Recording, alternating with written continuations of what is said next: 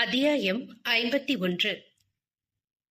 ரெண்டு பொட்டாட்டி கட்டினம பாடு பெரும்பாடு என்று உணர்த்தும் விதமாக பேயாய் வந்து கூட தன் உரிமையை நிலைநாட்ட நினைக்கும் மனைவி மீது கர்வம் கூடினாலும் அதை அர்த்தமாக வெளிப்படுத்தும் காலம் முடிவடைந்து விட்டதே. இறந்தவளுக்காக உயிருடன் இருக்கும் மற்றொரு ராங்கி பிடித்த அடாவடி காதல் மனைவியை கொன்றுவிட முடியுமா அவனால்? தீஷா இல்லை என்பதையே தாங்கிக் கொள்ள முடியாமல் தற்கொலை எண்ணம் வரை அலைக்கடலாக அலைக்கழித்த வேளையில் அவன் காதலின் அந்தாதியாக பற்றுகோலாக உயிர் வாழ துணை இருந்தது யுவதேவ் ஒருவனுக்காகவே. அவனை அறியாமல் பிடிக்காமல் வலுக்கட்டாயமாக உள் நுழைந்தவள் நேத்ரா. எத்தனையோ மன போராட்டங்களுக்கு பிறகு அவள் காதலை ஏற்று வாழ நினைக்கும் நேரம் போனவள் இயற்கைக்கு மாறாக திரும்ப உன்னுடன் வருகிறேன் என்கிறாள். உடன் இருப்பவள் வாழ்ந்தது போதும், உன்னை விட்டு போகிறேன் என்கிறாள். இரண்டு பேயிடமும் மாட்டிக்கொண்டு முழிப்பது ராம் மட்டுமல்ல, அவனை சுற்றி இருப்பவர்களும் தானே. கூடவே தன் முதல் காதல் மனைவி இருந்திருக்கிறாள், அதுவும் உயிர் வாழும் மற்றொரு மனைவியினுள். அவளையும் பெயர் சொல்லி அழைக்க முடியாமல், இவளையும் அழைக்க முடியாமல் அவன் பட்ட வலியும் ரணமும் அவன் மட்டுமே அறிந்த ஒன்று. இரண்டு மனைவியும் ஒரே உருவமாய் தன் எதிரில் நின்றும் அதை கண்டு மகிழ்ச்சியடைய முடியவில்லையே அவனால். கல்லானாலும் கணவன், புல்லானாலும் புருஷன் என்ற பழமொழிக்கு ஈடாக இருந்தாலும் மனைவி இறந்தாலும் மனைவி மனைவிதான் என்று தீஷா தெளிவாக உணர்த்தி விட்டாளே. எது எப்படியோ தீஷா, உன்னோட ஆசைக்காக நேத்ராவையும் அவ குடும்பத்தையும் பழி தீக்க நினைக்கிறது ரொம்ப பெரிய தப்பு. அவ உடம்ப விட்டு வெளியே வந்துரு தீஷு, பிளீஸ். வெகுநேர வாதங்களுக்கு பிறகு பரிதாபமாய் கைகூப்பி கெஞ்சிக் கொண்டிருந்தான் ராம். உயிருள்ள தீஷாவா அவள் கணவனின் கெஞ்சலுக்கும் அழுகைக்கும் மெய்யுருகி மனம் உருகி போவதற்கு? உறவுகளுக்கும் உணர்வுகளுக்கும் மதிப்பளிக்க தெரியாத பிரேதாத்மாவாக வந்திருப்பவளாயிற்றே. முடியாது, முடியாது. இவளையும் இவ குடும்பத்தையும் ஒட்டு மொத்தமா அழிச்சிட்டு உன்னையும் ஏன் கூடவே கூட்டிட்டு போக போறேன். பிடிவாதமாக ஆவேசம் கொண்டு அகோரமாய் தோற்ற மாறி போனவளை கண்டு மொத்த பேரும் நடுங்கி விட்டனர்.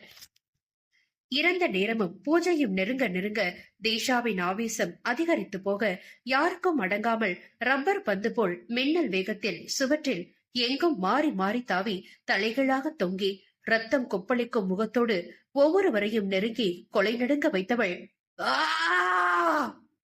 என்ற ஆந்தை அலறலோடு மறைந்திருந்தாள். மூர்த்தி, நீ சொன்னது போலவே என்ன பின்தொடர்ந்து தொல்லை செய்கிற அந்த ஆன்மாவை இதை செஞ்சுதான் அழிக்க முடியுமா? முற்றிலும் பயந்து அழுது கதறிக் கொண்டிருந்த ஸ்ருதியை பார்த்தபடி சந்தேகத்தை முன்வைத்தார் பரமு.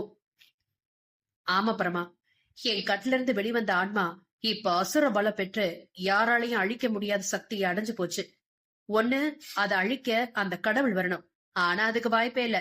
அதனால அதை விட பலமான தீய ஆன்மாவை ஏவி விட்டு அதை அழிக்கணும். இன்னைக்கு அந்த தீய ஆன்மாவா உருவெடுக்க போறது இந்த பொண்ணுதான். ஏற்கனவே அங்கு நடப்பதை அனைத்தையும் கண்டு பேரச்சத்தில் நடுங்கிக் கொண்டிருப்பவள் இப்போது பாவமூர்த்தி சொன்னதை கேட்டு ஈரக்குலை நடுங்கி போனாள். சரி பரமா, பேச நேரம் இல்ல, நேராச்சு. அவளை அழைச்சிட்டு வந்து என்னென்ன செய்யணுமோ அதை செய்ய சொல்லு.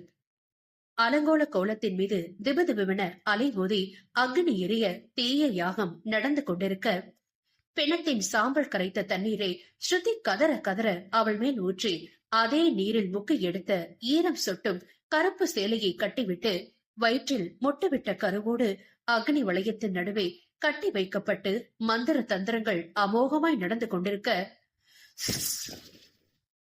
என புயல் காற்று சுழற்றும் மிரள வைக்கும் சத்தத்தோடு வானமெல்லாம் மையிருட்டாக கருமை பூசி ஆங்காங்கே வானை பிளக்கும் சுழல் மின்னல் வெட்டிட முகமெல்லாம் எரிந்து கருப்பு நிறத்தில் கட்டி கட்டியாக ரத்தம் சொட்ட சொட்ட சிதைந்து தோன்றிய உருவத்தை கண்டு பரமும் மிரண்டு பெண்வாக்கில் கால்கள் தள்ளாட கீழே விழுந்தார். மந்திரவாதி பாவமூர்த்தியோ விடாமல் மந்திரங்களை உச்சரித்துக் கொண்டிருக்க அகோர பார்வையால் ஒரே வீச்சாக தூக்கி வீசப்பட்டதும் என் அலறலோடு விழுந்தும் அடங்கவில்லையே மந்திரவாதி. அதற்குள் அங்கு காரில் இறங்கி ஓடி வந்த மொத்த குடும்பத்தினரும் ஸ்ருதியின் நிலையும் நேத்ராவின் நிலையும் கண்டு நிலைகுலைந்து போக பரமானந்தத்தின் உண்மை முகத்தையும் அங்கு நடக்கும் கொடூர பூஜைகளையும் நேரில் கண்டு அதிர்ச்சியிலிருந்து மீள முடியாமல் இதயம் சிதறி திடுக்கிட்டு போயினர். ராம் மற்றும் நரேனின் நிலைதான் பரிதாபத்தின் உச்சம். தீஷா! ராமின் அதரம் நடுங்கி அவளை நெருங்க சென்ற ராமை இறுகி பிடித்துக் கொண்டான் வர்மன். ஐயோ, என் பொண்ணு! அலறி நெருப்பு வளையத்தில் ஓட போன சுகன்யாவை நரேனும் பணியும் பிடித்து, ஆண்டி பிளீஸ் கொஞ்சம் அமைதியா இருங்க. தடுத்து நிறுத்தினாலும் நரேனின் கண்கள் கலங்கி அனாதரவாய் பயத்தின் உச்சியில் கண்ணீரோடு துவண்டு போயிருந்த ஸ்ருதியை கண்டு நெஞ்சம் தவித்து போனான். ஸ்ருதி! இதழ்கள் முணுமுணுக்க அவளை காப்பாற்ற துடித்த நரேன் சுகன்யாவை விட்டுவிட்டு அவளை நெருங்கிய நேரம் மந்திரவாதி கண்ணை காட்டியதில் அக்னி குண்டத்தில் எரிந்து கொண்டிருந்த நெருப்பு எல்லி ஸ்ருதியை சுற்றியில் போடப்பட்டிருந்த நெருப்பு வளையத்தில் வீசி இருக்க ஆள் உயரத்திற்கு அனல் பறக்க கொழுந்துவிட்டு எரிந்த நெருப்பை தாங்காமல் நரேன்! ஸ்ருதியின் அலறல் இடைவிடாமல் துடித்ததில் திக்பிரமை பிடித்தவன் போல் இதயம் துடிக்க மறுத்திட, ஸ்ருதி! பேர் அலறலோடு நெருப்பில் குதித்திருந்தார் நரேன். யாரும் எதிர்பார்க்கவில்லை நரேனின் இத்தகைய செயலை. முக்கியமாக பரமானந்தம் இதை சற்றும் எதிர்பார்க்கவே இல்லை. அவரது அரசியல் வாரிசான ஒரே மகன் ஆயிற்றே. மகன் நெருப்பில் குதித்த அதிர்ச்சியில் இருந்த பரமுவை சிகப்பு நிற வழிகளால் பெருத்த சிரிப்போடு கண்ட தீஷா அவரை பார்வையாலே புரட்டி போட்டு பரோட்டா மாவு பிசைய, வேணா விட்டு, வேணா விட்டு! அவரின் அலறல் சப்தம் அனைவரின் செவிகளையும் பிளந்தது. அதற்குள் சுதாகரித்த வர்மனும் ராமும் கொழுந்துவிட்டு எரிந்த தீஞ்சுவாலையில் மணலை வாரி கொட்டி தீவிரமாக தீயை அணைக்க முயன்று கொண்டிருக்க மந்திரவாதியும் பரமுவின் ஆட்களும் வேறு குறுக்கே வந்து விட்டனர். அதோடு என்ன, டிஷ்யூம் ஃபைட் சீக்வன்ஸ் தான் வலுப்பெற்று போனது. ராமும் வர்மனும் ஒவ்வொருவரையும் வெறிகொண்டு அடித்து வீழ்த்து கொண்டிருக்க ஓரமாக நின்று வேடிக்கை பார்த்த பெண்கள் இருவரும் இப்போது தீயை அணைக்க முயல்கையில் சுகன்யாவின் பெண் மண்டையில் ஒருவன் கட்டையால் அடித்துவிட, அச்சோ ஆண்டி! பதறிய பணி அவன் வைத்திருந்த கட்டையை கடினப்பட்டு பிடுங்கி அவன் மண்டையில் ஒரே போடு. புகையில் கண்கள் தெரியாமல் உடலில் ஆங்காங்கே தீக்காயங்களோடு ஸ்ருதியை நெருங்கிய நரேனை கண்டதும் கதறி அழுத ஸ்ருதியை கண்ணீரோடு இறுக அணைத்து விடுவித்தவன் அவளை கட்டியிருந்த கட்டுக்களை எப்படியோ பிரித்தெடுத்ததுதான் தாமதம். நரேன்!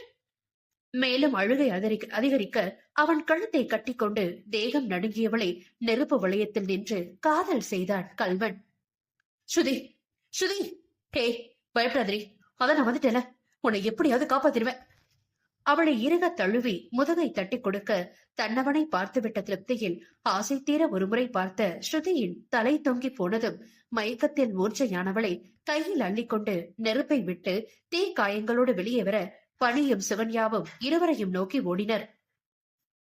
பரமு எப்படியாவது தன் உயிரை காப்பாற்றிக் கொள்ள வேண்டுமென, பிளீஸ் என்னை விட்டு! கெஞ்சலோடு காடு மலை பள்ளம் மேடு தெரியாமல் விழுந்து விழுந்து வாரி எழுந்து உயிர் பயத்தில் எங்கெங்கோ ஓடிக்கொண்டிருக்க அவரை விடாமல் நெஞ்சை கதிகலங்க வைக்கும் பேசிரிப்போடு பெண் தொடர்ந்து சென்ற தீஷாவின் கொடிய அழுகிய தோற்றம் கண்டே அவர் பாதி இறந்து போனார். நீ எங்க ஓடினாலும் உன் அரசியல் வாழ்க்கையோட சேர்ந்து ஒட்டு மொத்தமா நீயும் அழிய போறது உறுதி. அதுவும் ஏன் கையால துடிக்க துடிக்க! இரட்டையாக ஒலித்த அதிரும் குரல் பரமுவின் இதயத்தை வெடித்து சிதற வைக்க கொன்று போல் மண்டி கிடந்த காய்ந்த சறுக்கில் காலை வைத்து அதனுள் விழுந்தவரை இரத்த கண்ணீரோடு குரோதமாக நெருங்கி என்ற பேய் சிரிப்புடன் கண்ணில் மட்டும் நிற்காமல் ரத்தம் வழிய அந்த மயானமே அதிர சுற்றி சுற்றி வந்தவளை கண்டு உயிர் பயத்தில் அலண்டு போனார் பரமு. பேய் சிரிப்பு நின்றதும் அகோர குரல் இறையும் சப்தத்தோடு சரியாக ஸ்ருதியை கட்டி வைத்திருந்த நெருப்பு வளையத்தில் அவரை தூக்கி வீசப்பட்டிருக்க வானில் பல்ட்டி அடித்து தீயில் விழுந்து துடி துடித்து உடல் கருகி இறந்து போனவரை அனைவரும் திகைத்து போய் பார்த்தனர். அப்போதும் அவள் வெறி அடங்காமல் மந்திரவாதியை ஒரு வழி செய்து கொண்டிருக்க, டீராம், நீயும் நரேனும் இனிமே இங்க இருக்கிறது சேஃப் இல்ல, என் கூட வாங்க. நேத்ராவுக்கு உதவி செஞ்ச அந்த பாபாவை தேடி கண்டுபிடிச்சு கூட்டிட்டு வரலாம். அவரால்தான் தீஷாவை அடக்கி நேத்ரா உடம்புல இருந்து அவளை போக வைக்க முடியும். வர்மனின் சொல்லுக்கு கட்டுப்பட்டு அனைவரும் காரை நோக்கி எழுந்து ஓட, ஹே என இரட்டை பெருங்குரல் எதிரொலிக்க ஒரு பக்கம் ராமின் கால்களை அங்கிருக்கும் மர வேர்களில் சிக்க வைத்திட, மற்றொரு பக்கம் ஸ்ருதியை தூக்கி கொண்டு ஓடி வந்த நரேனை மர வேர்கள் கொண்டே தலைகீழாக தொங்க விட்டிருந்தாள் தீஷா. எங்கிட்ட இருந்து அவ்வளவு சீக்கிரத்துல எங்கேயும் தப்பிச்சு போக முடியாது ராம். தேஷாவின் ஆங்கார குரல் அவ்விடமெங்கும் எதிரொலிக்க ஆந்தை வௌவாலின் அலறல் சப்தமும் அதனோடு இணைந்து கொண்டது. வர்மா, நிக்க நேரம் இல்ல. என்னை காப்பாத்துறதை விட நரேன் நேத்ரா உயிரை எப்படியாவது காப்பாத்தி ஆகணும். பனி, ஸ்ருதி, அவங்க அம்மா எல்லாரையும் சேஃபா விட்டுட்டு அந்த பாபாவோட போய் கூட்டிட்டு வா, போ. ராமன் இறைஞ்சலில் செய்வதறியாது வர்மனே வெளிப்பதுங்கி போனான். சாதாரண மனிதர்களாக இருந்திருந்தால் இந்நேரம் தலை தனி முண்டம் தனியாக துண்டு போட்டிருந்திருப்பார். இப்போது பிரச்சனையே வேறல்லவா? அடங்காமல் ஆக்ரோஷமாய் ஆட்டம் போடும் ஆவியை என்ன செய்து வீழ்த்துவது? மந்திரவாதி பாவமூர்த்தியின் குடலை மடியில் படுக்க வைத்து மாலையாக உருவி கழுத்தில் மாட்டி காட்டேரியாக மாறி அவன் ரத்தம் உறிஞ்சிய தேஷா பொம்மை போல் கிடந்த உடலை தீயில் வீசிவிட்டு நரேனை நெருங்கவும் அனைவரும் பயத்தில் உருகுலைந்து போயினர். அப்போதே மயக்கத்திலிருந்து கண் விழித்த ஸ்ருதி தேஷாவின் கொடிய உருவமும் நரேனை தாக்கிக் கொண்டு இருப்பதையும் கண்டு நெஞ்சம் பதைவதைத்து போக உயிர் பிரியும் அலறலோடு மீண்டும் மயங்கி போனவளை தாமதிக்காமல் தூக்கி காரில் படுக்க வைத்தவன் மற்றொரு பக்கம் அலறிக் கொண்டிருந்த பணியையும் சுகன்யாவையும் ஏற்றிக்கொண்டு திக்கு தெரியாத கும்மிருட்டில் காரை ஸ்டார்ட் செய்ய ஏதோ ஒரு வெண்மையான உருவம் கையில் கம்போடு காரின் முன்னால் சடாரென வரவும் இதயம் திடுக்கிட்டு காரை விட்டு இறங்கி ஓடி வந்தான் வர்மன். வந்த எடுப்பில் திட்டத்தான் நினைத்தான். ஆனால் எதிரே நின்றவரை கண்டதும் எப்படி வாய் திறப்பான்? கும்பிட போன தெய்வம் கொறுக்க வந்த கதையா? அவன் முன்பு வந்து நின்றிருப்பது வேறு யாராக இருக்க முடியும்? சாக்ஷாத் பாபாஜியே அவன் முன்னால் வந்திருக்க தன்னையும் மீறி தன்னால் அவனது இரு கரங்கள் கூப்பி இருந்தன. சாமி, சாமி, தயவு செஞ்சு எங்க அக்கா கிட்ட இருந்து என் மாமாவையும் நரேன் அண்ணாவையும் எப்படியாவது காப்பாத்தி கொடுங்க சாமி. பனி வேகமாக ஓடி வந்து அவர் காலில் விழ அவளை தொடர்ந்து சுகன்யாவும் அவரை வணங்கி இருந்தாள். நேத்ரா தேஷாவை தன் மீது தங்க அனுமதித்த போதே நடக்கவிருக்கும் அசம்பாவிதங்களை பற்றி எல்லாம் நன்கு அறிந்திருந்த பாபாஜி தீயவர்களை தேஷாவின் கையில் ஒப்படைத்துவிட்டு மற்றவர்களுக்கு விபரீதமான அசம்பாவிதம் எதுவும் நடக்கும் முன்பே வரவேண்டும் என்றே சரியான நேரத்தில் வந்திருந்தார். அந்தரத்தில் தூக்கி வீசியே பந்தாடிய நரேனின் உயிர் ஊசலாடும் நிலையை கண்டராம் அதற்கு மேலும் பொறுக்க முடியாமல், தேஷா பிளீஸ், தப்பு மேல தப்பு பண்ணாத. யாரோ செஞ்ச பாவத்துக்காக அப்பாவிங்களை தண்டிக்கிறது ரொம்ப தப்பு. உனக்கு என்னடி வேணும்? நான் வேணுமா? வா, வந்து என்ன கொல்லு. என்ன கொன்னு உன்னோட கூட்டிட்டு போ. அப்பயாவது உன் பழிவரி குறைதான் பாக்குறேன். ஆனா நரேன் நேத்ராவை விட்டுட்டு என்ன மட்டும் உன்னோட கூட்டிட்டு போ. நம்ம பையனையும் என்ன நம்பி தாலி கட்டினவளையும் அனாதையா விட்டுட்டு நிரந்தரமா உன் கூட வந்துடுறேன். உனக்கு யார பத்தியும் என்ன கவலை இருக்கு? நீ ஆசைப்பட்டது மட்டும் நிறைவேறணும். அதுக்காக நீ பெத்த குழந்தை அம்மா அப்பா இல்லாத அனாதையாகி கஷ்டப்பட்டா கூட பரவாயில்ல, அப்படித்தானடி? வேர்களில் மாட்டியிருந்த கால்களை அசைக்க முடியாமல் கடும் சிரத்தோடு ராம் கத்த நிதானமற்ற நிலையில் பெருங்குரல் எடுத்து கத்திக் கொண்டிருந்தாள் தேஷா. அவளின் ஆக்ரோஷமும் கோபமும் பெற்ற மகனின் நிலையை பற்றி கூட சிந்திக்க விடாமல் தடுத்திருக்க மீண்டும் நரேனை தாக்க போனவள் மீது அள்ளி தெளித்த விபூதியில் உடல் முழுக்க தீப்பட்டதைப் போல் திபுதிபுவென எரிய என்ற அலறலோடு நேத்ராவின் உடலை விட்டு பாதியாக தேஷாவின் ஆன்மா பிரிந்து மீண்டும் அவளோடு இணைந்து கொண்டது. நீங்க என்கிட்ட என்ன சொன்னீங்க பாபா? என் ஆசைக்கு எனக்கு தானே எனக்கு உதவி செய்ய முன் வந்தீங்க. இப்ப எனக்கே எதிரா வந்து நின்னா எப்படி? பாபாஜியின் தெய்வீக தோற்றம் கண்டு மிரண்டு முறைத்தாள் தேஷா. உன்னை கொன்ன பாவிகளை அழிக்கத்தான் உனக்கு உதவி செய்ய முன்வந்தனே தவிர யாருக்கும் கெடுதல் செய்ய மாட்டேன். முக்கியமா உனக்கு உதவ வந்த அந்த பொண்ணுக்கு கெடுதல் செய்ய மாட்டேன்னு சொன்னதால உனக்கு உதவி செய்ய முன் வந்த. ஆனா இப்ப நீ செஞ்சுகிட்டு இருக்க வேலை என்ன? உன் புருஷன் உயிரையே எடுக்க துணிஞ்சிருக்க உன்னோட நிறைவேறாத ஆசைக்காக? பாபாவின் நிதானமான பேச்சில் இன்னும் ஆத்திரமும் அலட்சியமும் கூடியது. அக்கா, உன் ஆதங்கமும் ஆசையும் நியாயமான ஒண்ணுதான். ஆனா அது நீ ரத்தமும் சதையுமா உயிருள்ள சாதாரண மனுஷியா இருந்தா மட்டும்தானே சாத்தியம். உன் விதி பாதையோட முடிஞ்சது எங்க எல்லாருக்குமே பெரிய இழப்புதான். மாமா நீ இல்லாம எப்படி தவிச்சாருன்னு உனக்கே நல்லா தெரியும். நேத்ரா வந்துதா ஏதோ கொஞ்சம் அவர் வாழ்க்கையே மாறி இருக்கு. அதை கெடுத்து விட்டுடாத. வாழ வேண்டியவங்களை தண்டிச்சு அவங்க உயிர் எடுக்கிறதால உனக்கு அப்படி என்ன கிடைச்சிட்டு போகுது? பிளீஸ்கா, மாமாவையும் நேத்ராவையும் சேர்ந்து வாழ விடு. அவங்கள நீ சந்தோஷமா ஆசீர்வாதம் பண்ணு. அதை விட்டுட்டு அவங்கள அழிக்க நினைக்கிறது தப்பு. பணியின் கெஞ்சல் கோற்றிலும் சாந்தமடையவில்லை தேஷா. ஆவிகளுக்கு சட்டத்திட்டங்கள் ஏது? பாபாஜியின் மாந்திரீக வளையத்தை விட்டு வெளிவர முடியாத தீஷா உள்ளுக்குள் இருந்து கொண்டே நேத்ராவின் உடலை முறுக்கி வதைத்துக் கொண்டிருக்க, நேத்ராவின் அலறல் குரல் மட்டும் தனியாக பிரிந்து அனைவரின் செவிகளையும் ஊடுருவி பதற வைத்ததில், நேத்ரா! துடித்து போனான் ராம். சூரிய உதயத்திற்கு முன்னரே தீஷாவிற்கு முக்தி பெற வேண்டும், இல்லையென்றால் அடுத்த தனிஷ்டா பஞ்சமி வரும் வரை அவளின் ஆட்டமும் சேட்டையும் சூடு பிடித்து அவளால் எத்தனை உயிர்கள் பறிபோகுமோ தெரியாது. பாபாஜி வேறு வீதியை கிளப்பி இருக்க, இன்னும் அரை மணி நேரமே சூரிய உதயத்திற்கு எஞ்சி இருக்க, ஒன்றும் புரியாத பதறிய நிலையில் அனைவரும்.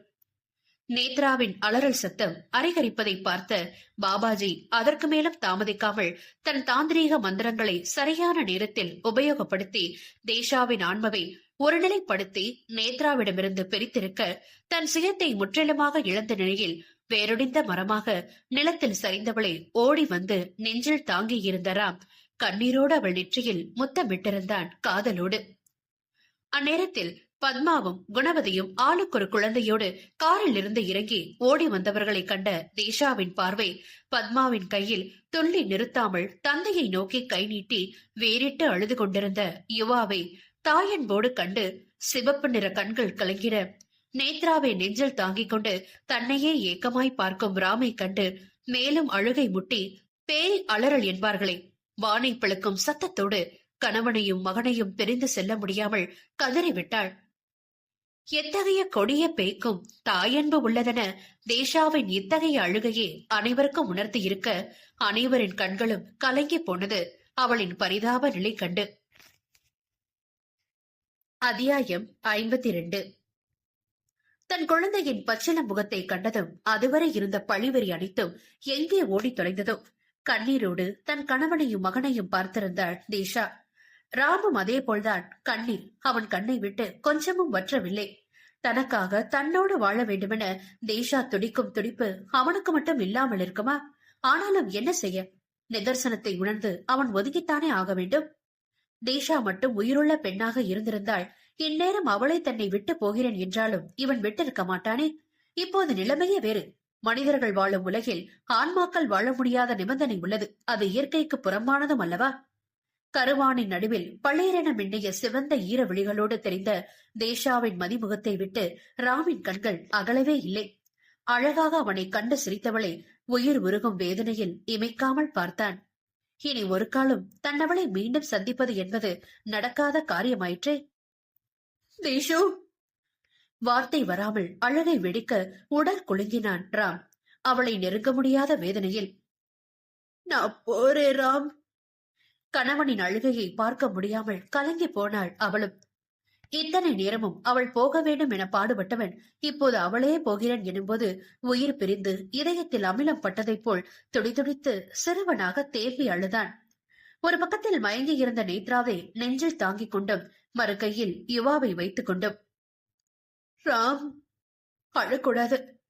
நான் எங்க இருந்தாலும் என் நினைவு மொத்தமும் உங்களை சுத்தி மட்டும்தான் இருக்கும். என்ன ஒண்ணு, நான் ஆசைப்பட்ட வாழ்க்கைய உங்களோட வாழ முடியல. நான் பெத்த குழந்தை என் கண்ணெதிர இருந்தோம். அவனை ஆசையா என் கைகளால தூக்கி முத்தமிட்டு கொஞ்சி என் உரிமையை நிலநாட்ட முடியல. அதுக்காக என்ன பண்ண முடியும்? என் விதி அவ்வளவுதான். உங்களுக்கான சரியான என நேத்ராதான் இருந்திருக்கு. துக்கம் தொண்டையை அடைத்தாலும் நிதர்சனம் உணர்ந்து நேத்ராவுக்காக ராமை விட்டு கொடுத்தாள் தேஷா. அவள் பேச பேச மேலும் குலுங்கி குலுங்கி அழுதான் ராம். இப்படி அழுது என்ன வழி அனுப்பி வச்சா எனக்கும் அழுக வந்து போக மாட்டேன்னு அடம் பிடிப்பேரா? அப்புறம் திரும்பவும் நீங்க தான் கஷ்டப்படணும். 2 பேய் கூட வச்சுக்கிட்டு. சமாதானம் செய்ய வளைய புன்னகைத்து குறும்பாக கண்டித்த மனைவி மட்டும் உயிருடன் இருந்திருந்தாள். உடல் நசுங்கி மூச்சு விட திணறி போயிருப்பாள். அவனது இறுகிய அணைப்பிலும் உயிரை ஊடுருவும் முத்த யுத்தத்திலும். யுவா, என் தங்கமே, அப்பாவை பத்திரமா பாத்துக்கோ. அம்மா போறேன்டா. மகனை தொட முடியாமல் காற்றில் அவன் முகத்தை தழுவி தழுதழுக்க கூறிய தாயின் அன்பில் அழுது கொண்டிருந்த குழந்தைக்கு என்ன புரிந்ததோ? அம்மா! தாயிடம் கையை நீட்டி வீறிட்டு அழுதான் யுவா. அனைவரின் கண்களிலும் ஈரம் அக்காட்சியை கண்டதும், என் பையனை உங்களை நம்பிதான் விட்டுட்டு போற. பத்திரமா பாத்துக்கோங்க ராம். நேத்ராவையும் கூட. உரிமையாக அவன் நெஞ்சில் தலை சாய்த்து மயக்கத்தில் இருந்தவள் சிறிது சிறிதாக கண்வழிக்கும் போது தேஷாவின் வார்த்தை அவள் இதயத்தை ஊடுருவியதில் இன்பமாய் அதிர்ந்தவள் கலங்கிய விழிகளால் அவளை ஏறிட்டு பார்க்க அழகாக கண் சுமிட்டி புன்னகைத்தாள் தேஷா. நான் சொன்னது புரிஞ்சுதா? என் புருஷனையும் பிள்ளையையும் கவனமா பாத்துக்கோ. இனிமேலாவது என் புருஷன் எந்த ஒரு கவலையும் இல்லாம நிம்மதியா சந்தோஷமா மனைவி குழந்தை குடும்பமா மன நிறைவோட வாழணும். அதுதான் இப்போதைக்கு ஆசை. அவங்க கலங்கி நின்னா நானே கலங்கி போற மாதிரி என்னைக்கு உங்களுக்கு துணையா நான் இருப்பேன். நேத்ராவிடம் அன்பும் உரிமையும் கலந்த முறைப்போடு முறையிட்டவள் நிறைவாக மூவரையும் குடும்பமாக ஆசீர்வதித்து கொஞ்சம் கொஞ்சமாக கருவானினுள் மறைந்து கொண்டே போக, தேஷா தேஷா பிளீஸ் என்னை விட்டு போகாதீ, திரும்ப என்கிட்டயே வந்துரு தங்கோ.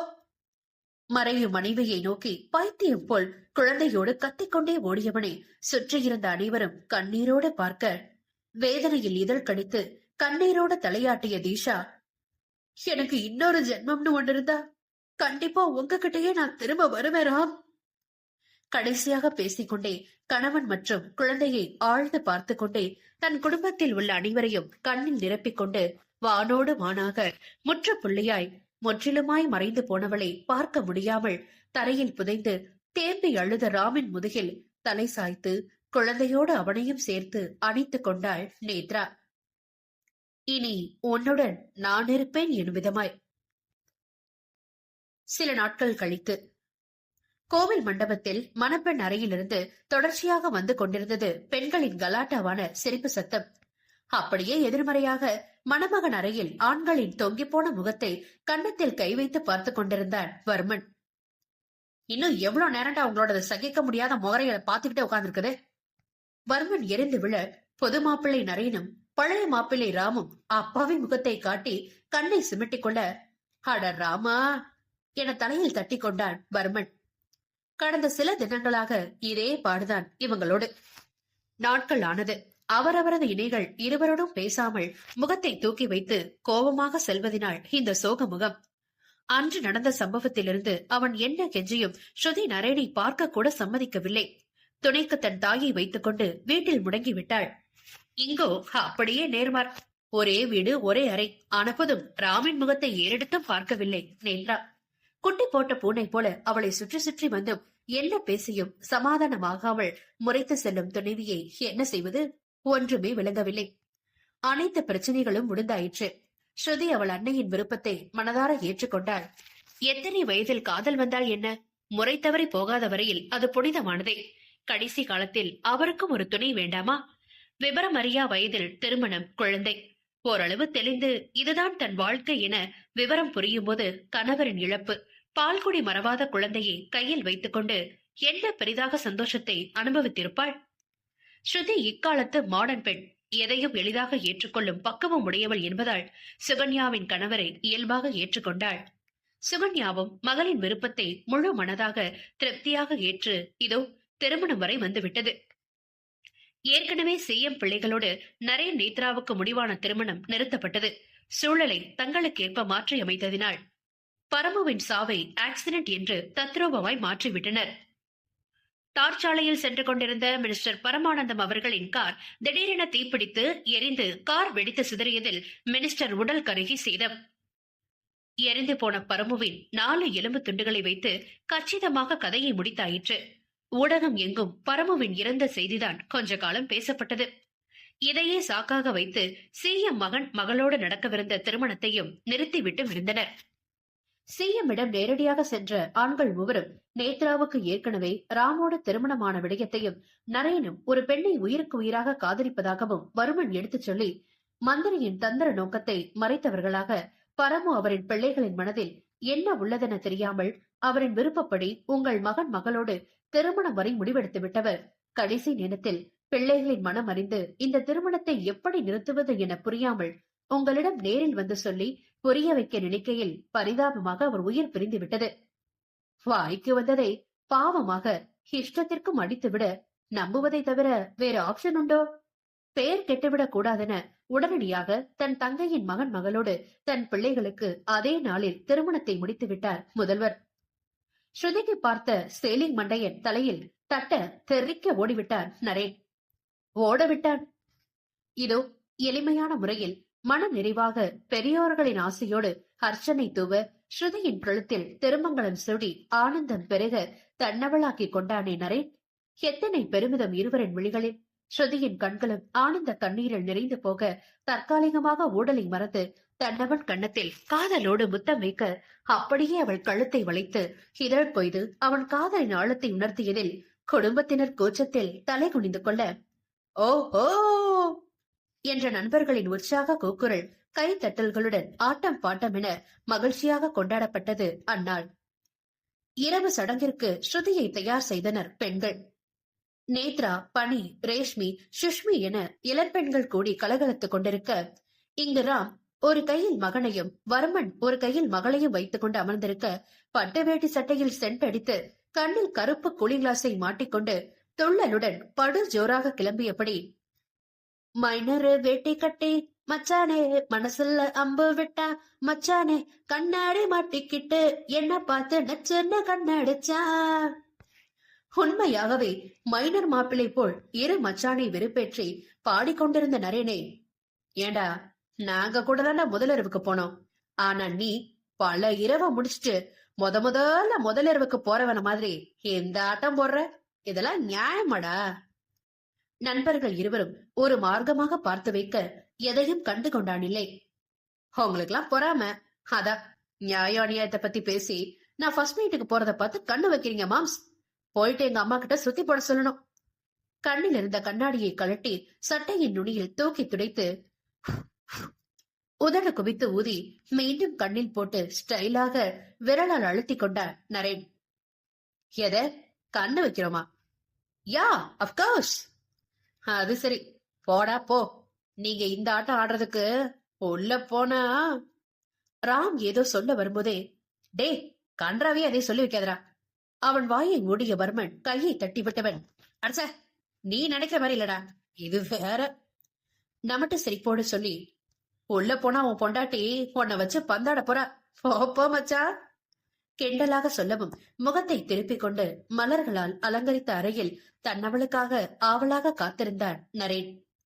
ஆரம்பத்தில் ராம் வர்மனோடு பேச ரொம்பவே சங்கடமாக உணர்ந்தவன் நாளடைவில் மிகவும் சகஜமாக நண்பர்களை போன்று பழகி கிண்டல் கேலியாக மாம மச்சான் உறவு முறையோடு அழைத்து கலகலப்பாக பேச தொடங்கிவிட்டிருக்க, பார்க்கும் நேரமெல்லாம் ஒரே கூத்துதான் மூவருக்கும். ஹாலில் பத்மா, குணவதி, சுகன்யா என மூத்த பெண்மணிகள் குழந்தைகளோடு அமர்ந்து ஏதேதோ விட்டுப்போன கதைகளை எல்லாம் பேசி சிரித்து ஒரே அரட்டைதான். குணவதியின் கலங்கமில்லாத புன்னகைக்கு அளவே இல்லை. இதுவரை கண்ட ரணங்கள் யாவும் மறைந்து மகனும் மகளும் அவருக்காக திரும்ப கிடைத்ததில் மனம் முழுக்க மகிழ்ச்சிகள் பரவி கிடக்க, கணவன் என்ற ஒரு கயவன் இறந்து போனதில் பெரும் ஆனந்தம் கொண்டவருக்கு ஏதோ இப்போதுதான் பூமியில் புதிதாக பிறந்து சுதந்திரம் கிடைத்ததை போல் ஒரு உணர்வு. யாரோ என் அண்ணனை பிடிக்காத மாதிரியே அந்த நடி நடிச்சாங்க, ஆனா அதே அண்ணன் மேல உயிரையே வச்சிருக்க விஷயத்த மட்டும் திருட்டுத்தனமா மறைச்சிட்டாங்க. அவங்க யாருன்னு உங்க யாருக்காவது தெரியுமா? டிரெஸ்ஸிங் டேபிள் திட்டில் அமர்ந்து ஆப்பிளை கழித்தபடி நக்கலாக கேட்ட நேத்ராவை பொய்யாக முறைத்தாள் ஸ்ருதி. ஹே நேத்து, அவளை சொல்ற, நீ மட்டும் என்ன உன் ஹஸ்பண்ட பழி வாங்க போறதாமோ, அவர் உன் பின்னாடி நாய்க்குட்டி மாதிரி சுத்த வைக்க போறதாமோ, கடைசி நேரத்துல அவர் என்னை விட்டு போயிடாத நேத்ரான்னு கெஞ்சு கெஞ்சு அவரை விட்டு போக போறதாமோ, எங்க கிட்டலாம் அப்படி ஒரு டெரரா சவால் விட்டு கொந்தளிச்சுட்டு கடைசியில அவருக்காக ஏதேதோ கிறுக்கு வேலை பார்த்து வச்சிருக்கே, உன்ன என்ன சொல்லணும்? சுஷ்மி ஆவேசம் கொள்ள, ஆமாமா, நான் கூட இவ சொல்றதெல்லாம் சீரியஸா நம்பி கண்டிப்பா இவன் அந்த ராம் என வாயெடுத்து நேத்ராவின் முறைப்பில், ராம் அண்ணாவ இவ பின்னாடி லோலோடு சுத்த விடுவாளோன்னு சர்வேஷ் கிட்ட பெட்டெல்லாம் கட்டின தெரியுமா, கடைசியில எல்லாம் போச்சு. சுஷ்மியை தொடர்ந்து ரேஷ்மி அழுத்துக் கொண்டாள். இந்த நேத்ரா எப்பமோ சொன்ன பேச்ச மீற மாட்டா. நான் வெட்ட சவால்ல கண்டிப்பா ஜெயிச்சு காட்டுவேன். நான் அப்ப சொன்னதுதான் இப்பவும் சொல்லுவேன். ராம என் காலில் விழுந்து கெஞ்ச வைக்காம விட மாட்டேன். அவர் அப்படி என் காலில் விழுந்து கெஞ்சும் போது நான் அவரோட இருக்க மாட்டேன். தீர்க்கமாய் கூறிய நேத்ராவின் பழைய அவதாரத்தை கண்டு பனியும் ஸ்ருதியும் உறைந்து போயினர். ஹே நேத்ரா, என்ன பேச்சு பேசுறடி? இப்பதான் எல்லா பிரச்சனைகளும் ஒன்று மாமா நிம்மதியா இருக்க போறான்னு பார்த்தா நீ என்ன திரும்ப வெள்ளி மாதிரி பேசுற? படபடுத்த பணியை ஏளனமாய் அவள் பார்க்க, இதெல்லாம் டூ மச் நீத்து. இந்த கிறுக்கத்தனமா பேசுற பேச்செல்லாம் நிறுத்திட்டு அண்ணாவோட சந்தோஷமா வாழ்ற வழிய பாரு. காலில் விழ வைப்பாளாமே காலில, அப்படியே பேசுற வாயில அரைஞ்சிடுவேன் பாத்துக்கோ. அண்ணியாக மாறி உரிமையோட மிரட்டிய ஸ்ருதியை அலட்சியமாய் ஒரு பார்வை பார்த்துவிட்டு அறையில் இருந்து வெளியே சென்ற நேத்ராவின் முகம் முற்றிலுமாய் நிறம் மாறி இருந்தன. நேத்ராவின் இந்த அதிரடி மாற்றம் மீண்டும் ராம் வாழ்க்கையை புரட்டி போட காரணமாக அமையுமா? எக்ஸ்ட்ரா எபிசோட்ஸ் கேட்டீங்கல்ல, சொல்லிட்டு போங்க ஹனீஸ். அத்தியாயம் 53. பெரியவர்களின் காலில் விழுந்தவளை மனமாற வாழ்த்தி முதலிரவு அறைக்கு அனுப்பி வைக்கப்பட்டனர் ஸ்ருதியை. கையில் மல்லிப்பூ சரத்தை சுற்றி வாசம் நுகர்ந்து கொண்டிருந்தவன் கதவு திறக்கும் சத்தத்தில் ஆர்வமாக வாசலை பார்க்க, அழகு தேவதையாக ஸ்ருதி பெண் அவனது புது மனைவி பட்டு சேலையில் கையில் பாலோடு பதுமையாக நடந்து வரும் அழகில் மெய்மறந்து போனான். இன்று முதலிரவு, இன்று முதலிரவு, நீ என் இளமைக்கு உணவு, மெல்லவா உனக்கில்லவா இல்லை அல்லவா நீ வா. கைகளை விரித்து ஆடி பையன் செம்ம குஷியில் அவன் மனைவியை சுற்றி வந்து ரொமான்டிக் மோடில் பாடியதில் டயர்டான ஸ்ருதி கையில் வைத்திருந்த பாலை மடக் மடக்கென குடித்துவிட்டு நேராக கட்டிலில் சென்று தலைவரை போர்வை போத்தி படுத்துக் கொண்டதும் அதிர்ச்சியில் திகைத்து பார்த்தான். என்ன இவ, ஒரு புருஷனுக்கு மரியாதையே இல்லாம ஃபர்ஸ்ட் நைட் கொண்டாடாம கூட பாலை குடிச்சிட்டு படுத்துட்டா? பயம் விட்டு போச்சா? தனக்குத்தானே கேட்டுக்கொண்டு ஸ்ருதியை நெருங்கினான். ஏ ஸ்ருதி, எழுந்துடி. என்ன நீ பாட்டுக்கு வந்தா பாலை குடிச்ச, மூஞ்சி வர போத்திட்டு படுத்துட்ட? குத்துக்கல் மாதிரி புருஷன் நிக்கிறனே, கண்ணுக்கு தெரியலையா? அவள் தோள் பிடித்து இழுக்கவும் மிகவும் சோர்வாக எழுந்து அமர்ந்தவளின் முகம் கண்டு பதறி போனான் நரேன். ஸ்ருதி, என்னாச்சுடி? ஏன் பார்க்கவே ரொம்ப சோர்வா இருக்க? இன்னும் உடம்பு சரியா இல்லடி? அன்றவள் பட்ட துன்பங்களில் உடல்நிலை மோசமாகி மருத்துவமனையில் சேர்க்கும் அளவுக்கு நிலையாகி போனது. ஆனாலும் மருத்துவமனை செல்லாமல் பிடிவாதமாக வீட்டிற்கு சென்றவள் மீது அவனுக்கு அத்தனை கோபம். அந்த கோபத்தை கூட உரிமையாக காட்ட முடியாதபடி வீட்டில் அடைந்து போனவளை என்ன செய்ய முடியும் அவனால்? நிர்மலமான முகத்துடன் அமைதியாக அவனது துடிக்கும் முகத்தை ஏறிட்டாள் ஸ்ருதி. என்னடி எது கேட்டாலும் எதையும் முழுங்கின மாதிரி கண்ண உருட்டிட்டு இருக்க? இப்ப பதில் சொல்ல போறியா இல்லையா? இத்தனை நாளும் தன் முகத்தை கூட பார்க்காமல் தவிர்த்த காரணம் தெரியாமலே வெறியாக இருந்தவன் மேலும் அவள் அமைதியில் மண்டை சூடேறி போனது. ஏன்னா உங்களை எனக்கு பிடிக்கல. பட்டணம் அந்த பதிலில் திகைத்து, பிடிக்காதவ எதுக்கடி உன் கழுத்துல தாலி கட்டதும் கண் கலங்கி எனக்கு முத்த கொடுத்த? நான் கொடுத்த முத்தத்தையும் மறக்காம வாங்கிக்கிட்ட? பற்களை கடித்தான் பழைய நரேனாக உருமாறி. அதில் முகம் சுருங்கி திரும்பியவளின் கண்ணம் பற்றி, முகத்தை திருப்பாம ஒழுங்கா பதில் சொல்லடி ஸ்ருதி. எல்லாம் நல்லபடியா முடிஞ்சு ஸ்மூத்தா போற நேரத்துல ஏண்டி இப்படி பிஹேவ் பண்ற? எரிச்சலை அடக்கி கொண்டு மென்மையை கடைபிடித்தான். பின்ன வேற எப்படி பிஹேவ் பண்ண? நமக்கு கல்யாணம் முடிஞ்சு முறைப்படி எல்லாம் நடந்து நீங்களும் நானும் மட்டும் அழகான தனி உலகத்துல கைகோர்த்து நடந்து இறுக கட்டி பிடிச்சு தோடும் போதெல்லாம் செல்லமா லவ் பைட்ஸ், மூச்சு முற்ற அளவுக்கு ஸ்ட்ராங் கிசஸ், திகட்ட ஜாலியா என்ஜாய் பண்ணி ஊர் ஊரா சுத்தி மனசு விட்டு பேசி நிறைய காதலிச்சு அப்படியே 1-2 வருஷத்துக்கு அப்புறம் நம்ம காதலோட அடையாளமா புரிதலோட பாப்பா பெத்துக்கலான்னு என்னென்னவோ கடமை வச்சிருந்த தெரியுமா? ஆனா எல்லாமே உங்களாலதான் வீணா போச்சு. அவள் கண்ணம் பற்றி இருந்த கரத்தை தட்டிவிட்டு முறுக்கி கொண்டவளை புரியாமல் பார்த்தான். நீ சொல்றத கேட்கவே சும்மா ஜிவ்வுன்னு இருக்குடி. ஆனா என்னால என்ன வீணா போச்சு? இவ்வளவு சொல்ற புரியுதா பாரு, சரியான மாங்கா. உதட்டுக்குள் முணுமுணுத்தவளை அப்போதும் புரியாத பார்வைதான் பார்த்தான் அந்த மாங்கா மடையன். என்னடி ஏதோ என்ன அசிங்கமா திட்டுற மாதிரி இருக்கு? இப்ப உனக்கு என்னென்ன பிரச்சனை? துளி கோபம் எட்டி பார்த்தது பதில் வராமல் போனதில், இப்பவே உங்க பாப்பா என்ன சாப்பிட விடாம தூங்க விடாம ரொம்ப டிஸ்டர்ப் பண்ணுது. இதுல எப்படி என் கனவுகளை நிறைவேற்றி உங்களை லவ் பண்றது? இனிமே ஸ்ட்ரைட்டா என் லவ் முழுக்க உங்க பாப்பாக்கு தான் போக போகுது. படபடப்பாக மொழிந்து கணவனின் முகம் பாராமல் கூச்சத்தில் குப்பர் விழுந்து முகம் மறைத்துக் கொண்டாள் ஸ்ருதி. சில கணங்கள் வரை எதையும் உணரும் நிலையில் இல்லாமல் கண்களை உருட்டி சிந்தனையில் குதிரை ஓட்டியவன் திடீரென மண்டையில் பல்ப் எறிய, ஸ்ருதி, உண்மையடே! இன்ப அதிர்ச்சியில் குப்புற கடந்தவளை பூங்கொத்தாக கையில் அள்ளி கரகரவென சுற்றி இருந்தான். ஐயோ நிறைய கீழே விடுங்க, ஷோக்கள் இறக்கி விடுங்க, ஏற்கனவே தலை சுத்தல் ஓவரா இருக்கு, இன்னும் ஒரு சுத்து சுத்தினாலும் குடிச்ச பாலெல்லாம் வெளியே வந்துடும். அவன் தோளில் தட்டி புன்னகைத்து சினுங்கினாள் ஸ்ருதி. ஆனாலும் ஃபர்ஸ்ட் நைட் ரூம்ல இப்படி ஒரு ட்விஸ்ட் அண்ட் சர்ப்ரைஸ நான் எதிர்பார்க்கவே இல்லை தெரியுமா? மகிழ்ச்சியில் மூச்சு வாங்கிட, இதுக்காக தான் நீ நல்லா இருந்தியா? முதல்ல சொல்லியிருந்தா உன்னை இன்னும் கவனமா பாத்துட்டு இருந்திருப்பேனடி. எத்தனை நாளு? இதம் நிறைந்த காதலோடு அவள் இதழ்களை உறிஞ்சி நிலவு முகம் நோக்கினான். 4 இல்ல 2 மாசம் முடிய போது. அவன் முகத்தை படபடப்பாக பார்த்து அவள் சொன்னதும் உள்ளுக்குள் உண்டான சிறு திகிலில் இதயம் நடுங்கி போனான் நரேன். ஸ்ருதி கருவுற்று இருப்பது இறந்து போன பரமுவை தவிர வேறு யாருக்கும் தெரியாதே. அப்படி இருக்க என் குழந்தை என தெரிந்தே தன்னவளை அக்னி வளையத்தில் நிறுத்தி இருக்கிறாரா அந்த கிராதகன்? உள்ளுக்குள் பொங்கிய கோபத்தோடு பற்களை கடித்தவனின் மனம் கொதி நிலையில் தகித்தன.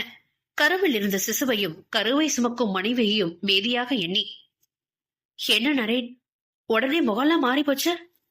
அவன் முகம் மாற்றம் கண்டு கலக்கம் அவளுள். 2 மாசம் ஆகுது, இது வரைக்கும் என்கிட்ட இதை பத்தி மூச்சு கூட விடலனி. அவ்வளோ ஏன் இத மறைச்சு வைக்கவே ஹாஸ்பிட்டலுக்கும் போகாம என்னையும் நீ பார்க்க விடாம அவாய்ட் பண்ணிருக்க, அப்படித்தானே? சட்டன அவளை கீழே இறக்கிவிட்டு தள்ளி நின்று கை கட்டி அவள் முகம் பார்க்க சங்கடமாக கையை பிசைந்தாள்.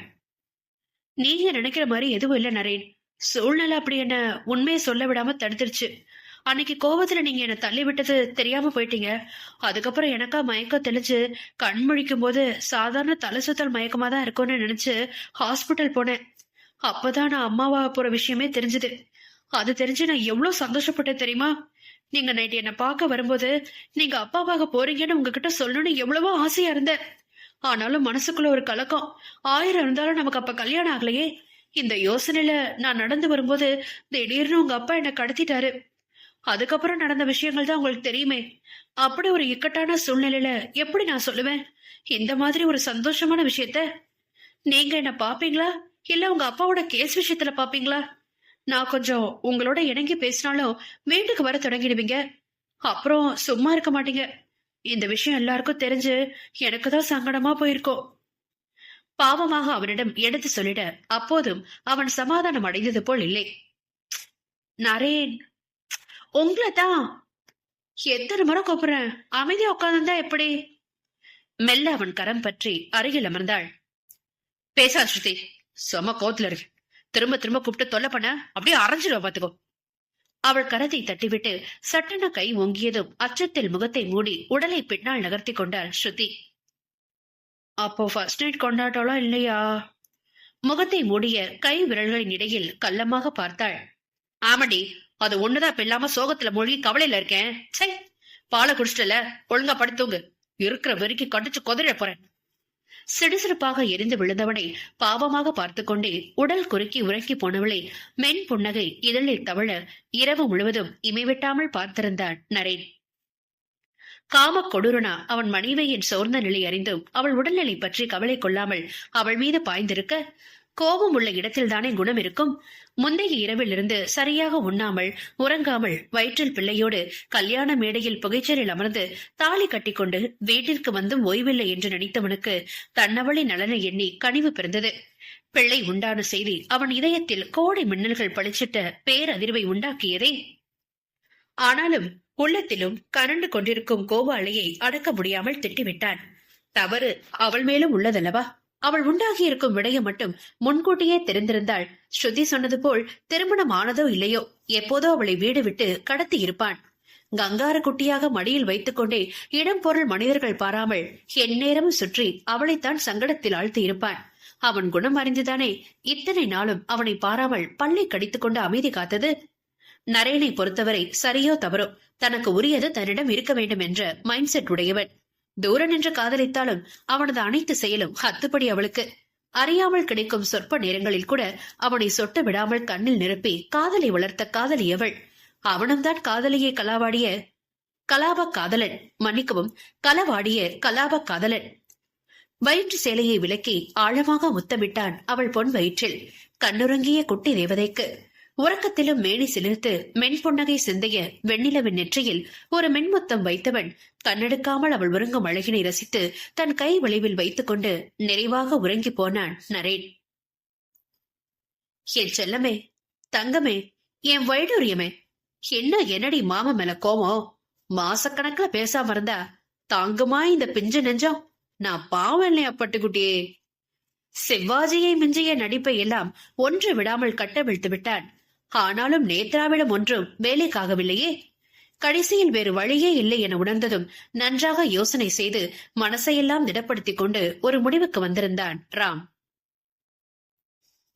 அத்தியாயம் 54. பன்னீர் தாமரை இதழில் தாராளமாக நீர் தெளித்ததை போல் ஃப்ரெஷ்ஷாக குளித்து முடித்து தலைமுடியில் ஈரம் சொட்ட சொட்ட மார்பு வரை இருக்க கட்டிய துண்டோடு கழுத்தில் மின்னும் தாலி மார்பு மேட்டில் ஊஞ்சலாட ஆபரணங்கள் ஏதுமில்லாமல் ஒப்பனையின்றி புதிதாக மலர்ந்த மலராக வெண்ணிற வாழைத்தண்டு கால்கள் எக்கி கபோர்டில் அடுக்கி இருந்த ஆடையை தேடிக் கொண்டிருந்தவளை பின்பக்கம் நின்று இன்று விடாமல் வெளிகளால் பருகிக் கொண்டிருந்தான் ராம். எத்தனை நாள் ஏக்கம் இது! பிரச்சனைகள் ஓய்ந்த போதிலிருந்து முழுமையாக உடையணிந்து சுற்றும் மனைவியின் கைவிரல் நகம் கூட பார்க்க முடியாமல் தவித்து போனவனுக்கு இது ராஜ விருந்து இல்லை என்றாலும் தற்போதைய பசிக்கு கிடைத்த சுமாரான விருந்துதான். சொட்டு நீர் துளிகள் கண்ணாடி போல் முத்து முத்தாக பஞ்சு முதுகில் திரண்டோடும் தண்ணீரை பொறுமையாக கண்டவன் பார்வை பேரிக்காய் வடிவில் தகதகவென அசைந்தாடும் பெண்ணழகை பெருமூச்சுடன் ஊடுருவி கண்களை பறிக்கும் வளவளப்பான கெண்டைக்கால் மிகவும் சோதனைக்குள்ளாக்கியது. கிட்ட போனாலே பார்வையால எட்டி நிறுத்துறா. என் மேல அப்படி என்னதான் கோவம்? மனசு விட்டு பேசினா கூட தெரிஞ்சுக்கிட்டு மன்னிப்பு கேட்கலாம். ஆனா திரும்பி கூட பார்க்க மாட்டாளே. அநியாயத்துக்கு பழி வாங்குறா அட்டங்காத ராட்சசி. மனதுக்குள் புலம்பிக் கொண்டே கட்டிய மனைவியை கை கட்டி நின்று பார்க்கும் நிலையில் பரிதாபமாக எச்சில் கூட்டி விழுங்கினான் ராம். அணிந்து கொள்ள உடையை எடுத்துக்கொண்டு சட்டென திரும்பிய நேத்ரா தன்னையே விழுங்கும் பார்வையால் கொத்தி தின்னும் கல்வனை கண்டு அலட்சியமாய் அவ்விடம் விட்டு செல்ல போனவளை தடுத்து வேறொரு உடையை எடுத்துக்கொண்டு 4 கால் பாய்ச்சலில் தாவி வந்தவனை மூக்கு சிவக்க முறைத்தாள். மூக்கு முழியும் பாரு, அப்படியே சீனியில ஊற வச்ச சக்கரை மிட்டாய் மாதிரி. இதெல்லாம் கண்டுக்காம இத்தனை நாளும் வேஸ்ட் பண்ணிட்டியடா ராம். இப்ப பாரு, ரசிக்க தோணும்போது எப்படி முறைக்கிறான்னு. விலகி போகும்போது அவளா நெருங்கி வந்தா, இப்ப நானா நெருங்கி வரும்போது மனசாட்சியே இல்லாம பழி வாங்குறா. விலைக்கு தள்ளி கிளீன் ஷேவ் செய்த பால் முகத்தில் பலவித ரியாக்ஷன்ஸ் வந்து போக அப்பாவியாக நின்றவனை என்ன என்பது போல் ஒற்றை புருவம் ஏற்றி பார்த்தாள். அந்த ட்ரெஸ் வேணா, இதை போட்டுக்கோயே. மழலையின் கடிச்சு தின்ன தோன்றும் முகமே தோற்றுவிடும் அவனது அப்பாவி முகபாவனையில் அவ்வளவு கியூட் ரியாக்ஷனை பிரதிபலித்த அவன் முகம் பார்த்ததும் நேத்ரா திடமாகத்தான் நின்றாள். What do you think about me, Mr. Sriram? புருவங்கள் இடுங்க கை கட்டியபடி அவனை ஏறிட்டாள். எவ்வளோ செக்ஸியா இருக்க, அவட எப்படிலாம் விதவிதமா கடிச்சு திங்கிறதுன்னு யோசிச்சுட்டு இருக்கேன் பேபி. பெண்ணவளின் பொங்கி பெருகும் வனப்புகளை கீழிருந்து மேலாக கண்டு கிறக்கத்தில் மிழ்ந்தன அவன் கண்கள். Shut up Ram. நான் என்ன கேட்ட, நீங்க எதை பத்தி பேசிட்டு இருக்கீங்க? நிதானம் இழந்து கோபத்தில் கத்தியவளுக்கு ஏனோ அவன் கிறக்க மொழிகளை ரசிக்கும் அளவுக்கு பொறுமை இல்லை. ஏன் தங்க கோவப்படுற? சரியாதானே பேசுற? நீதானே உன்னை பத்தி நான் என்ன நினைக்கிறேன்னு கேட்ட.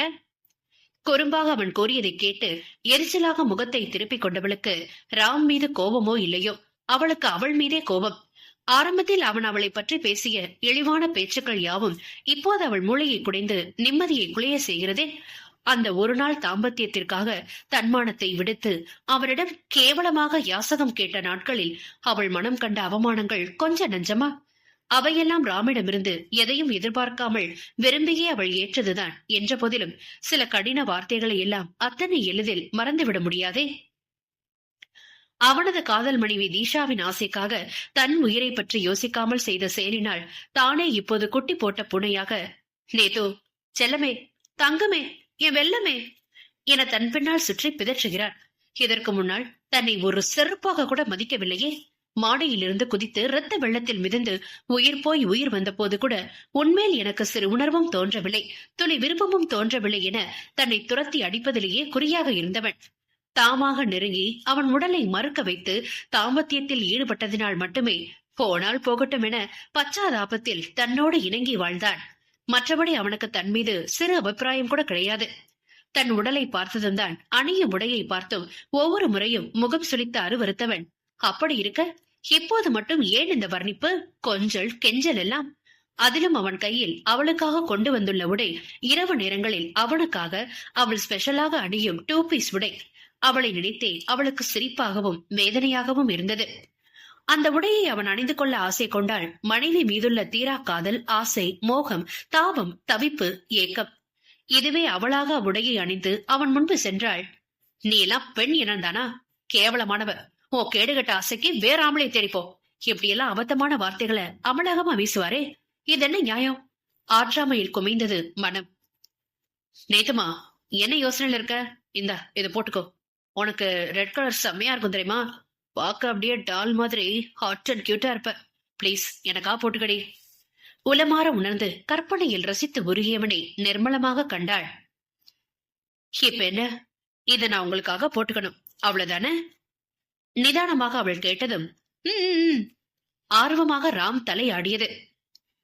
ஆனா இது மாதிரி ட்ரெஸ் எல்லாம் தரம் தாழ்ந்த கேடுகட்ட பொண்ணுங்க ஆம்பளை சுகம் தேடதான் யூஸ் பண்ணுவாங்களாமே அப்படின்னு நீங்களே கூட சொல்லியிருக்கதா ஞாபகம். பட் இதுல கான்செப்ட் என்னன்னா, பெகினி போட்ட பொண்ணுங்க கேடுகட்ட ஆம்பளை சுகத்துக்கு அலையிறது ஓகே, ஆனா இவ என்ன கலர் பிகினி போட்டா ஹாட்டா இருப்பான்னு கற்பனை கோட்டை கட்டி ஆவலா எதிர்பார்க்கிற ஆம்பளைங்க எல்லாம் எப்படி அப்படி எந்த சுகத்தை தேடி அலையிறாங்க உங்களுக்கு தெரியுமாரா? வாழைப்பழத்தில் ஊசியை இறக்குவதைப் போல் பதமான வார்த்தையால் அவன் நெஞ்சை குத்தி கிழித்தவள். முகம் கருத்து அசையாத நின்றிருந்தவன் கையில் வைத்திருந்த துணியை உருவ அது ராமின் கரத்தினுள் இறுக்கமாக பற்றி சுருட்டி இருந்தது. என்னாச்சு? ஏன் கொடுக்க மாட்டீங்க? கொடுங்க ராம், உங்க ஆசைக்காக நான் அதை போட்டுக்கிறேனே. இயல்பான நேத்ராவின் பழி தீர்க்கும் குணம் மெல்ல மெல்ல தலை தூக்கியது கிண்டல் பேச்சோடு. நீ பழசெல்லாம் மனசுல வச்சுக்கிட்டு பேசுற நேத்ரா. ஐ நோ, ஆரம்பத்துல உன்னை தப்பா நினைச்சது, உன்னை வெறுத்ததெல்லாம் உண்மைதான். அதுவும் திடீர்னு நீ என் வாழ்க்கைக்குள்ள வந்ததோ சத்தியமா I don't know how to handle that situation. அந்த நேரத்துல நான் நானாவே இல்லடி, தீஷாவை பறிகொடுத்த துக்கத்துல பைத்தியமா இருந்தேன். உன்னை பார்த்தவரை எல்லா விதத்திலையும் திம்மர்காரியாவே பாத்துட்டேனா? உன் கேரக்டரே இதான்னு என் மனசுல ஆழமா பதிஞ்சு போச்சு. இதுல நீ வேற என்ன ரொம்பவே இரிட்டேட் பண்ண. நீ ஏன் அப்படி வினோதமா நடந்துக்கிறேன்னு ஒண்ணுமே புரியாம, நீ சொல்ல வரத கூட காதுல வாங்காம, விரும்பாதவனா உன்கிட்ட பேச பிடிக்காம, அந்த கோபத்துல நீ என்ன விட்டு போகணும் தான் வாய்க்கு வந்ததெல்லாம் பேசி உன் மனச நோகடிச்சு ரொம்பவே ஹர்ட் பண்ணிட்டேன்டி. பிளீஸ் நேத்து, பழசெல்லாம் மனசுல வச்சுக்காத பேபி. அது உனக்கும் நல்லதில்ல, நம்ம வாழ்க்கைக்கும் நல்லதில்ல. நிதானமாக எடுத்து சொல்லியும் அவள் ஏறு முகமாகவே இருக்க நொந்து போனான் ராம். சரி, உன் கால்ல கூட விழுறேன், அப்படியாவது என்ன மன்னிப்பியா? சொன்னதோடு இல்லாமல் பொத்தன அவள் காலில் விழுந்து விட்டான். மனைவி காலில் விழுவதெல்லாம் அவமானம் என பலவாறு கேள்விப்பட்டதுண்டு. ஆனால் மனைவி காலில் விழுவதெல்லாம் எத்தனை பெரிய சொர்க்கம் என அனுபவப்படும் போது மட்டும்தானே மனமாற உணர்ந்து அனுபவிக்க முடியும். மகிழ்ச்சியாக அனுபவித்தான் ராம்.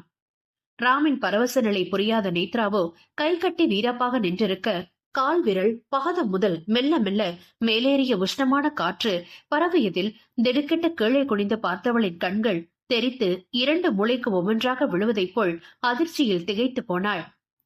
மேலங்கம் மறைத்த அவள் மார்பில் சுற்றி இருந்த பிங்க் நிற தேங்காய்ப்பு துண்டு பாவம் கீழே மறைக்காமல் சதி செய்துவிட்டதே.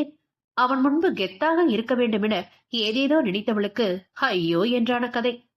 ராமை தன் காலில் விழ வைக்கிறேன் என்று தோழிகளிடம் விட்ட சவாலில் வெற்றிகரமாக ஜெயித்து விட்டாள். ஆனால் எப்படி? நினைவோ ஒரு பறவை, அது விரிக்கும் தன் சிறகை, பறக்கும் அது கலக்கும் தன் உறவை. பாடல் வேறு பாடியதில் சட்டென காலை குறுக்கிக் கொண்டு அவனை வெறியாக முறைத்தவளுக்கு விழிகள் படபடத்துக் கொள்ள தன்னையும் அறியாமல் கோச்சத்தில் முகம் சிவந்து போனாள். ஃப்ராடு, ஒழுங்க எந்திரா. உன்னையெல்லாம் போய் ஜென்டில்மேன் அளவுக்கு நினைச்சேன் பாரு, என்ன சொல்லணும்? ஆத்திரத்தில் வெடித்தவளை பாவமாக பார்த்தான். இல்ல நேத்துமா, நீ எப்படி வேணா என்ன திட்டிக்கோ, நான் இங்கிருந்து எழவே மாட்டேன். இப்படி ஒரு மன்னிப்பா இப்பதான் புதுசா கேக்குறேன். இந்த மாதிரி கால்ல விழுந்து மன்னிப்பு கேட்கறது கூட செம்மையா இருக்குன்னு தெரிஞ்சிருந்தா தினமும் இந்த ஸ்ரீராமோ காலடியில அடிமையா விழுந்து கிடத்திருப்பேன் தங்கம். குறும்பை மறைத்து வருத்தமாக பிளவு மொழி பேசியவன் வஞ்சனையின்றி அவளை சோதித்தான். வளவளக்கும் கெண்டை காலில் இச்சு வைத்து. ஒவ்வொரு முறையும் ஆடவன் தீண்டும் ஈர எச்சில் புத்தத்தில் அதிசயமாக தேகம் சிலிர்த்து அதரம் துடிக்க நின்றாள் நேத்ரா. அத்தியாயம் 55. யோ சி, என் காலை விட்டு எழுந்துரு. நீ என்ன ஒரேடியா பல்ட்டி அடிக்கிற? உன் ஆசைக்கெல்லாம் இங்க யாரும் ஊறுகாயாக முடியாது. ஒழுங்கா உன் வேலைய பார்த்துட்டு போ. கோபத்தில் ஊசி வெடியாக படபடவன வெடித்தவளை கோவிந்தா போஸில் குப்புறப்படுத்து அவள் கால் பிடித்தபடியே காலை தூக்கி பார்த்தான். மன்னிப்பு கூட கேட்டுட்டனே தங்கம், அப்ப கூட உன் மனசு இறங்கலையா? முடிந்த அளவுக்கு அவனது பாவமான அப்பாவி முகத்தை பார்த்திடாமல் கவனமாக தவிர்த்து, இல்ல என்றாள் பட்டென. நேத்துமா, நம்ம 2 பேர் மேலையும் சரிசமமா தவறுகள் இருக்கு. ஆரம்பத்துல நான் உன்னை புரிஞ்சுக்காம பேசினது தவறுனா, அடாவடியா நீ என் வாழ்க்கைக்குள்ள வந்த விதமும் தவறுதானே?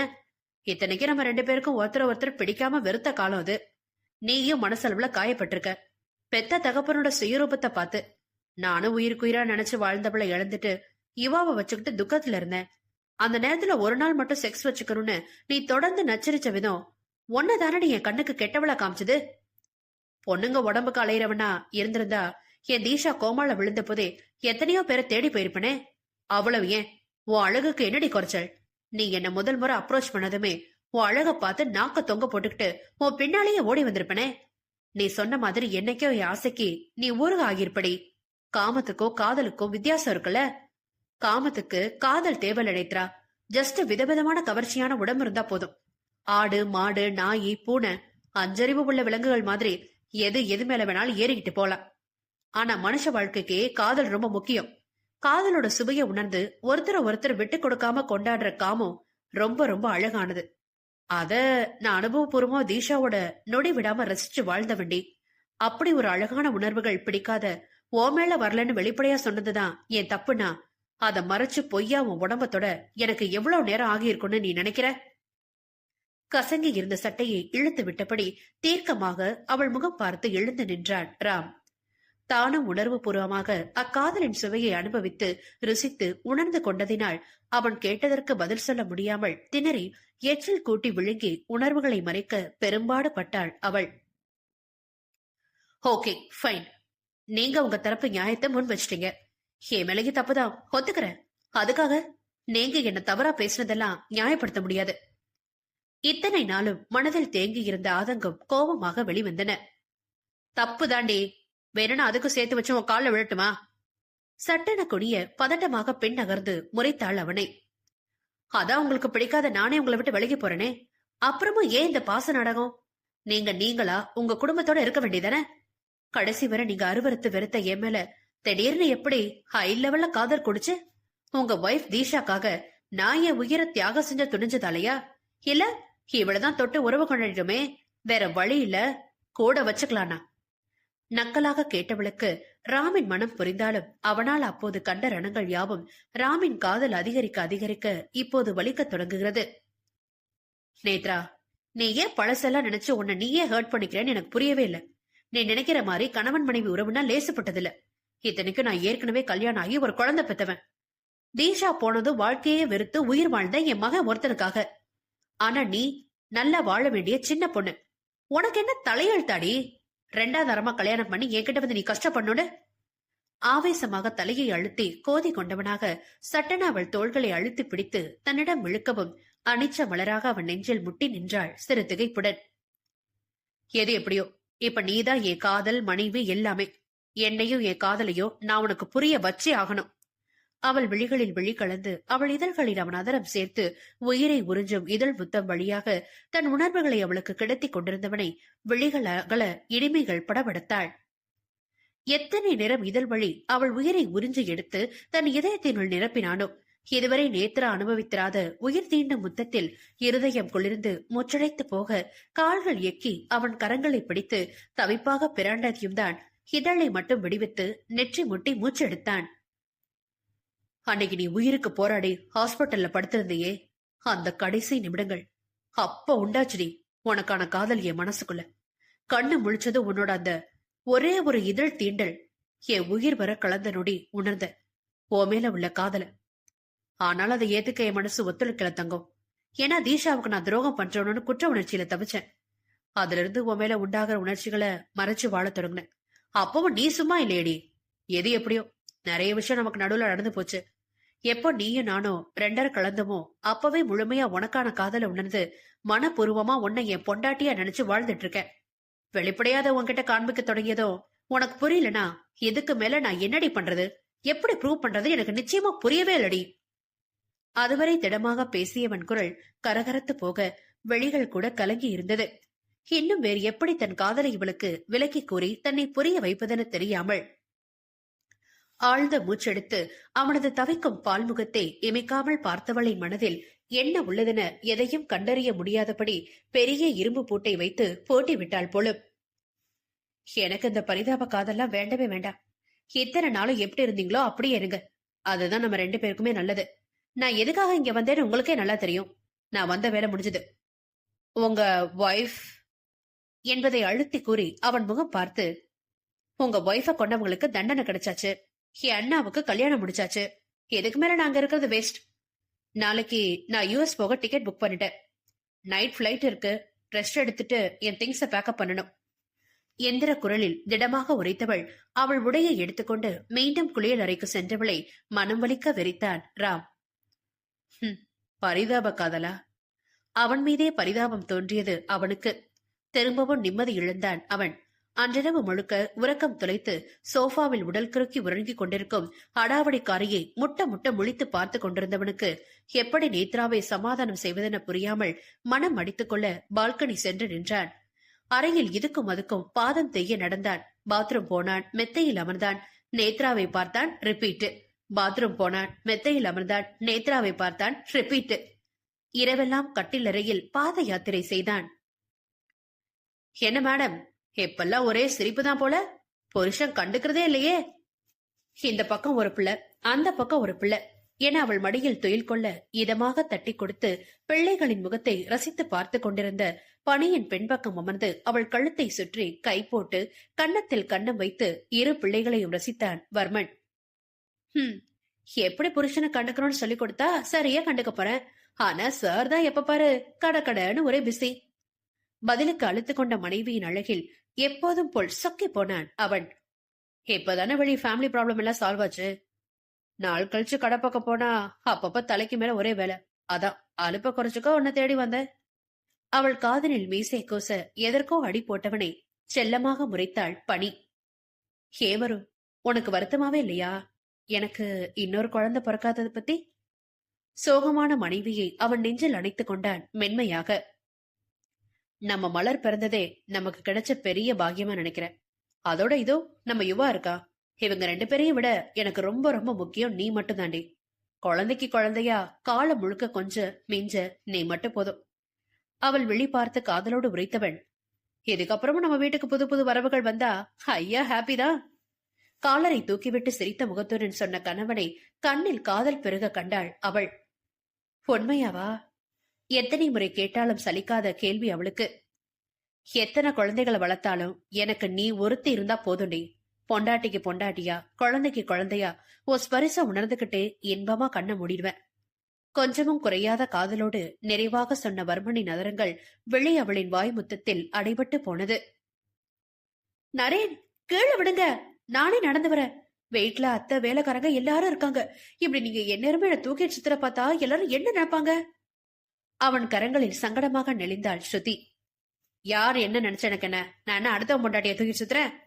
அவன் திமிரான பேச்சில் என சலிப்பாக முகத்தை திருப்பிக் கொண்டாள்.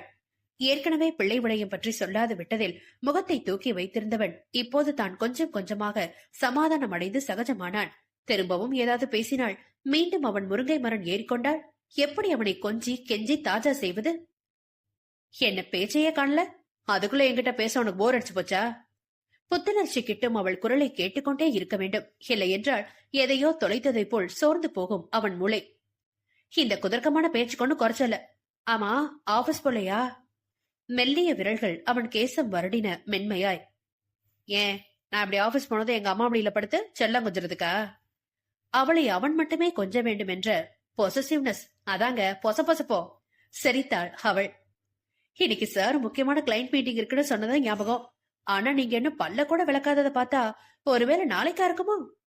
நமட்ட சிரிப்போடு அவள் சொல்லவும், ஐயோ ஆமால, மறந்தே போயிட்டேன்.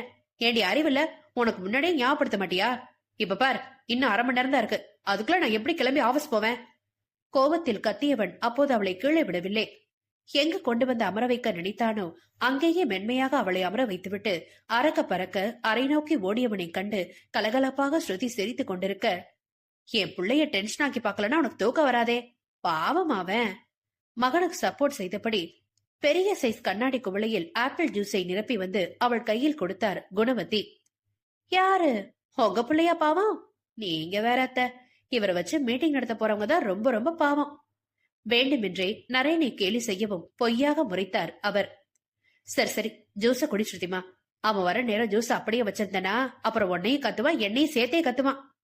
சிறு சிரிப்போடு குணவதி சொல்ல முகத்தை அஷ்ட கோணலாக்கி அந்த ஜூஸை பருகினாள். நரேனின் மனைவியாக அவன் வீட்டில் காலடி எடுத்து வைத்த நாளிலிருந்து ஸ்ருதிக்கு ஏகபோக மரியாதை. அதிலும் மாமியார் மருமகளின் செல்லம் கொஞ்சம் நேரத்தில் எங்கிருந்துதான் மூக்கில் வியர்க்குமோ. இருவருக்கும் நடுவில் புகுந்து ஆட்டத்தை கலைத்து செல்லம் கொஞ்சம் கணவனை அவள் முறைக்க, குணவதி மகனை ரசிக்க என்று மகிழ்ச்சிக்கும் கிண்டல் கேலி பேச்சுகளுக்கும் பஞ்சமின்றி சிரிப்பு சத்தம் எதிரொலிக்க நிறைவான குடும்பமாகி போனது.